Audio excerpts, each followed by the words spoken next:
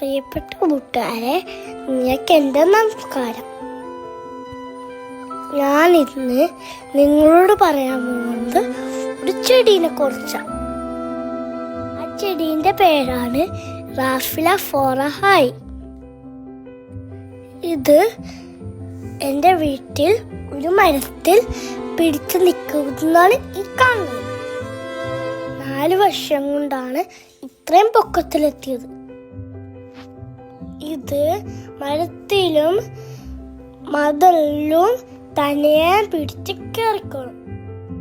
ഇത് വളർത്താൻ ഒരു ബുദ്ധിമുട്ടുമില്ല കേട്ടോ. ഇത് ഊറേസി ഫാമിലിയിൽ പെടുന്നതാണ്. നിങ്ങളെല്ലാവരും വീട്ടിൽ വളർത്തി നോക്കാൻ ശ്രമിക്കണേ.